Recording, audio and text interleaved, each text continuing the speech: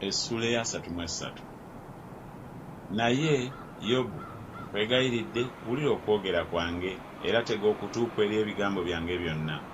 Laba nno njasamya akamwa kange, olulimi lwange lwogedde mu kamwa kange. Ebigambo byange binaayatula obugolokofu bw'omutima gwange, n'emimwa gyange bye gimanyi bye ginaayogera awatali bukuusa.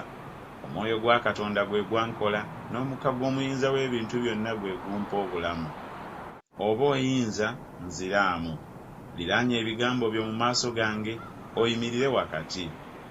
Laba ndi awali Katonda era nga ggwe bw'oli, era nange nabumbibwa okuva mu ttaka. Laba, entiisa yange teekukange, so n'okunyigiriza kwange tekuukuzitowerere. Mazima oyogedde, nze nga mpulira. Nange mpulira eddoboozi ly'ebigambo byo ng'oyogera nti, ndi mulongoofu nga siriiko kusobya, siriiko musango, so mu nze temuli butali butuukirivu. Laba, anziyako ensonga, ampita mulabe we, ateeka ebigere byange mu nvuba, alabirira amakubo gange gonna. Laba, naakuddamu, mu ekyo tolina nsonga. Kubanga Katonda asinga omuntu obukulu. Kiki ekikuwakanya naye? Kubanga tabalirira muwendo gwa bigambo bye byonna. Kubanga Katonda ayogera omulundi gumu, weewaawo emirundi ebiri abantu newaakubadde nga tebassaayo mwoyo.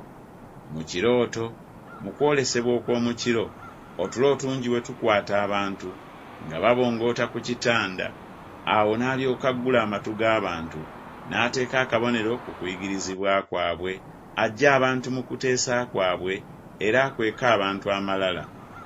Aziyiza emmeeme ye okukka mu bunnya, n'obulamu bwe bulema okufa n'ekitala, n'okulumwa kumukangavvula ku kitanda kye, n'okulwana okutamala mu magumba ge.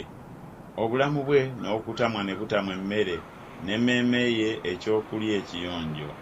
Omubiri gwe gumalibwawo n'okuyinzika ne gutayinzika kulabibwa, n'amagumba ge agaali gatalabika ne gakukunala. Weewaawo emmeeme ye esemberera obunnya, n'obulamu bwe busemberera abazikiriza. Oba waliwo wamu naye malayika, omutegeeza omu mu 1,000 okwolesa abantu ebibagwanira. Awo n'amukwatirwa ekisa n'ayogera nti, muwonye aleme okukka mu bunnya, ndabye ekinunulo. Omubiri gwe guliba mujja okusinga ogw'omwana omuto.